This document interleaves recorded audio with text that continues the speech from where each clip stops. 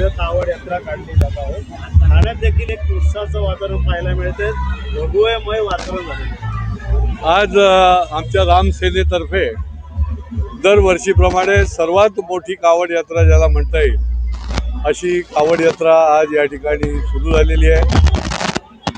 या इंदिरानगर नाक्यापासून ते कोपनेश्वर मंदिरापर्यंत ही कावड यात्रा जाते आणि हजारो एक 4-5 हजार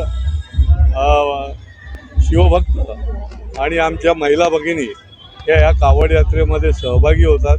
श्रावण महिना हा पवित्र महिना आहे आणि या महिन्यामध्ये या प्रकारची भगवान शंकराकडे प्रार्थना करण्याकरता, त्याचा आशीर्वाद मागण्याकरता अशा प्रकारची ही कावड यात्रा दरवर्षी या सगळ्या भागामध्ये आम्ही काढत असतो रामसेनेतर्फे।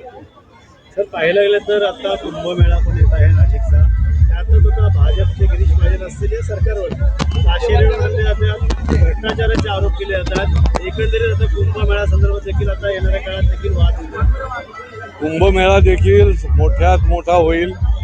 शेवटी या देशामध्ये जी जनता आहे ते सगळे भक्त आहेत। कुंभमेळा हे काय आजची गोष्ट नाही आणि त्याच्यामुळे किती चुकीचा नरेटिव्ह करण्याचा प्रयत्न केला तरी त्याचा काही उपयोग होणार नाही।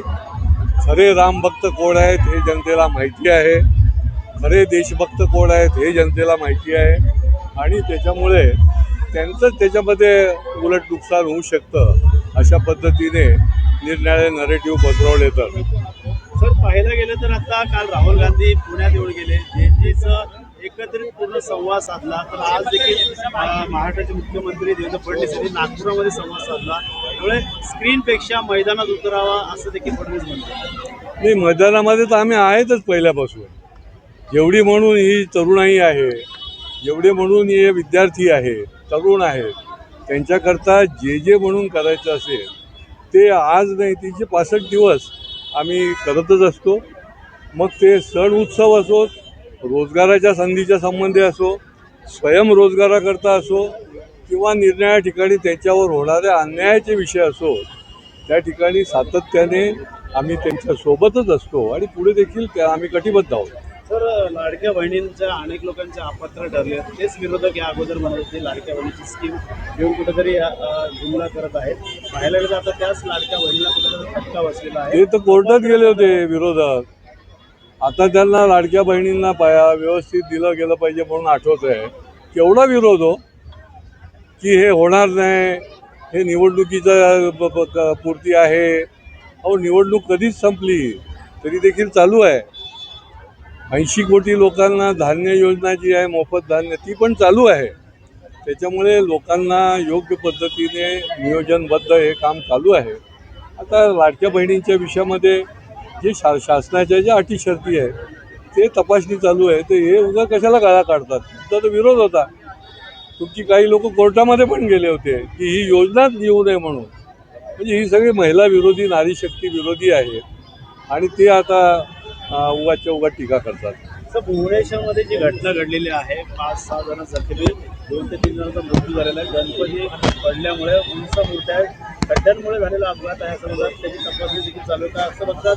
ठाण्यात देखील सांस्कृतिक शहर आहे, गणपती संदर्भात गणेशोत्सव संदर्भात अनेक ठिकाणी खड्डे देखील दिसून येतात। नाही, हे गणेशोत्सवाच्या आधी जिथे खड्डे असतील, जिथे काही धोका असेल तो सगळं पूर्ण केलं जाईल आणि नसतील करणार तर आम्ही त्यांच्या डोक्यावर बसून करून घेऊ, परंतु भक्तांना कुठल्याही प्रकारचा त्रास होणार नाही आणि वाहन चालकांना किंवा पादचाऱ्यांना त्रास होणार नाही अशा प्रकारची आम्ही निश्चितपणे हमी घेऊ आणि ती यांच्या डोक्यावर बसून करून घेऊ।